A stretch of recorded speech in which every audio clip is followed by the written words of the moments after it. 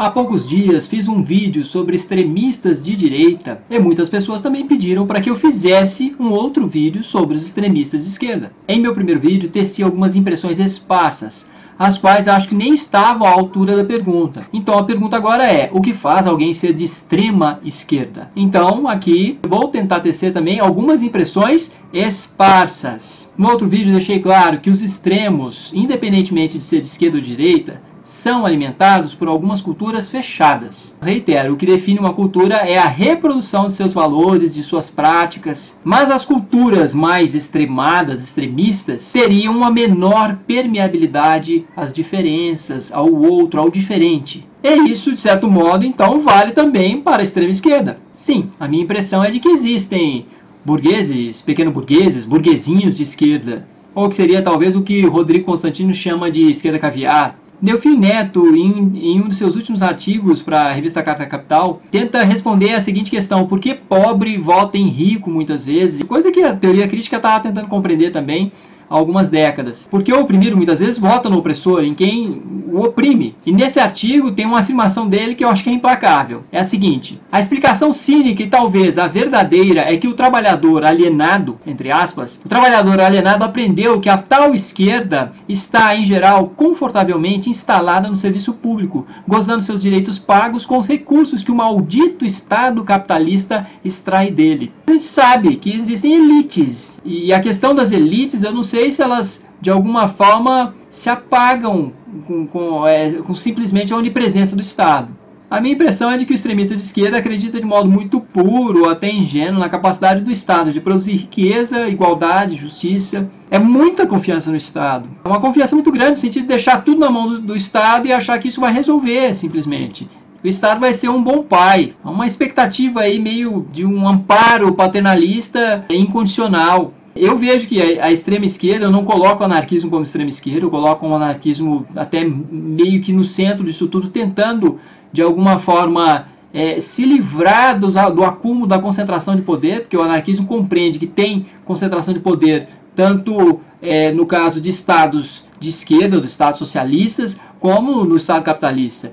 Então o poder político, que é muito forte, a nomenclatura, no caso aí da União Soviética, dos estados socialistas que já existiram, que existem, aqueles componentes do governo, do partido que de alguma forma se tornou um partido único e está monopolizando o poder político nessas nações. Então, assim, não há uma desconfiança da possibilidade de concentração de poder também, de poder político, como ocorreu na União Soviética, como a gente pode observar na tentativa de implantação do socialismo em vários países. Eu acho muito interessante a definição de comunismo, que é bem curta, sucinta, aqui no dicionário filosófico de André Comte-Sponville. Comunismo. Definição: uma sociedade sem classe, sem Estado, sem propriedade privada, ao menos quanto aos meios de produção e de troca, que seria ao mesmo tempo uma sociedade de abundância e de liberdade. O que mais pedir? Nada, a não ser a humanidade adequada a ela. O comunismo não tem outra escolha senão entre a utopia e o totalitarismo.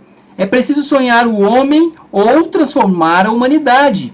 Ilusão ou lavagem cerebral, tolice ou ditadura. A palavra também designa o movimento político que queria impor essa utopia. Devemos a ele milhões de mortos e milhares de heróis. Eu percebo também a existência de alguns grupos que se auto-intitulam de esquerda e talvez nem o sejam. Respondem muito mais a uma influência do cristianismo do que do marxismo. Marx não afirmava, por exemplo, que o altruísmo era inerente à espécie humana.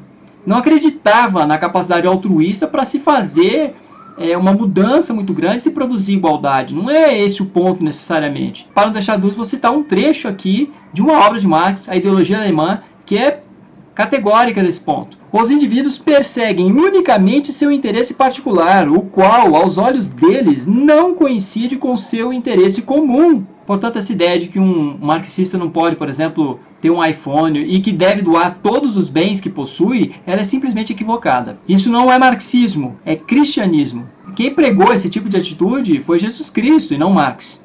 Marx, portanto, concebia que o que era inerentemente humano era o egoísmo. Então a questão é a seguinte: é inerentemente humano o egoísmo, mas como de alguma forma combater a desigualdade e as injustiças? Segundo Comte-Sponville, nesse livrinho aqui, cujo título é uma pergunta: o capitalismo é moral?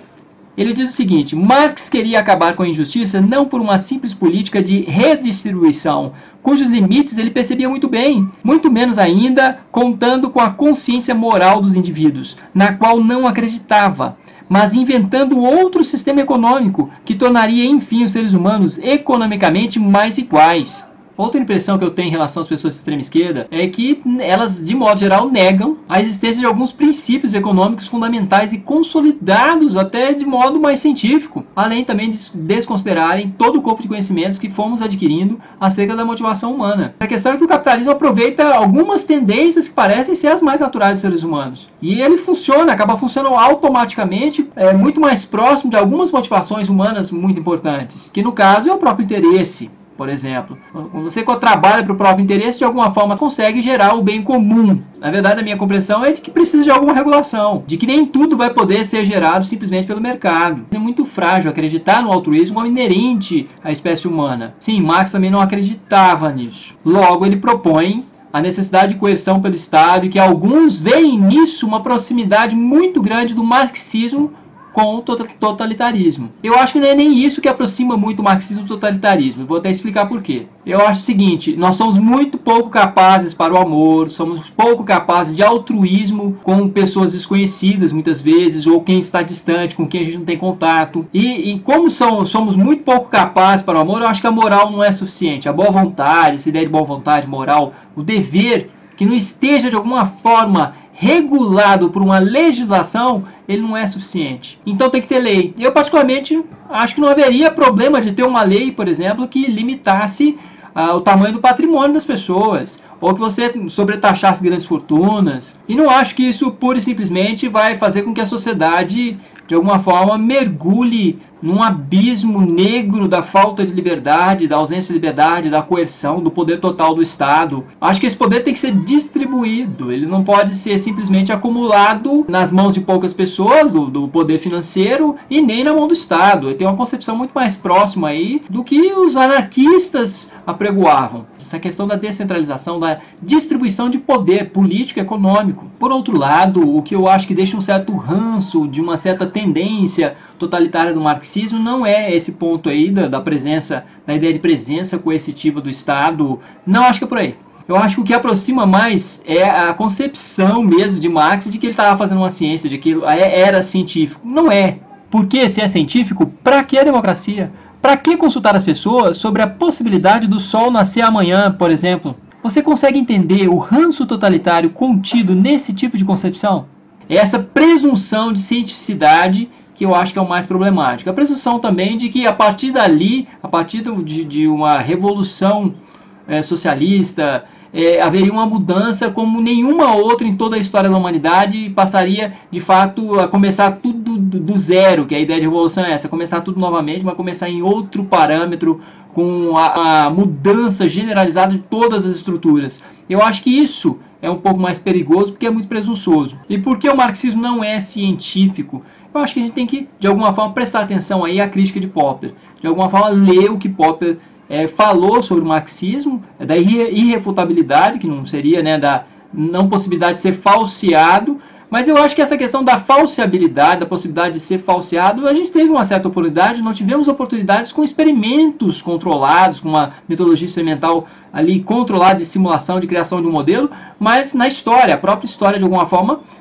com a tentativa de implantação do socialismo em vários países, a própria história trouxe aí uma espécie de testagem disso tudo e que não foi muito razoável. Aliás, não foi nada razoável. E convenhamos, somente na União Soviética nós tivemos aí 70 anos de testagem disso. Houve uma imensa concentração de poder político em todos esses países, muita corrupção, muita burocracia, ineficiência do Estado, no sentido de poder produzir riquezas mesmo, de ter dinamismo, além de todo o totalitarismo, da quantidade de pessoas que morreram em função dos erros dessa centralização enorme que ocorria. né, que ocorre quando você tenta implantar a presença onipresente do Estado desse modo. E aí muitos vão dizer, tal, nem se chegou ao ponto do comunismo, porque para chegar ao ponto do comunismo todos os países do mundo teriam que ser socialistas, que era a primeira etapa, tal. Isso não era o socialismo de verdade, o comunismo de verdade. Aí eu já acho que a apelação para a falácia do escocês de verdade mesmo, isso para mim fica complicado de engolir, não consigo engolir. Por outro lado, também não, eu convivi com muitas pessoas de esquerda, eu acho que convivo muito mais com pessoas de esquerda do que pessoas de direita na minha vida, inclusive extrema esquerda. E assim, eu pude conviver com pessoas que se sentiam muito oprimidas, de fato eram muito oprimidas, e que passaram a adotar uma concepção até mais extremada devido ao excesso de opressão que vivenciaram. Inclusive com compaixão por outras pessoas, eu consigo observar muito mais compaixão entre as pessoas de extrema esquerda do que as pessoas de extrema direita. Mas a questão é, você pode estar sendo movido por uma compaixão que pode ser egocentrada também. Um altruísmo desesperado pode ser pior do que um egoísmo esclarecido. Posso talvez explicar melhor através de uma anedota. O sujeito está passando em frente a um lago e ele vê vários seres lá se contorcendo, na concepção dele estão se contorcendo, se debatendo, e ele tira esses seres do lago, vou salvá-los, tal. Ele tira e mata todo mundo porque eram todos peixes. Muito da crítica da direita à esquerda ocorre também nesse nível, de que eles conhecem pouco a natureza humana, ou então de alguma forma que eu ouço até mesmo uma canção, um verso de uma canção do Raul Seixas. Sou egoísta, tão egoísta que o auge de meu egoísmo é querer ajudar. Então é importante o quê? É importante julgar bem, conhecer bem para fazer o bem. E o autoconhecimento é uma tarefa importante nisso. Conhecer as motivações humanas, entendê-las melhor e colocá-las a serviço do seu sistema. De alguma forma, um sistema que caminhe mais próximo do que é a natureza humana, do que seria talvez a natureza humana. E termino o texto exatamente com a última frase do outro. Como eu já disse, essas são somente algumas de minhas impressões esparsas, as quais carecem das convicções tão presentes nas falas dos extremistas.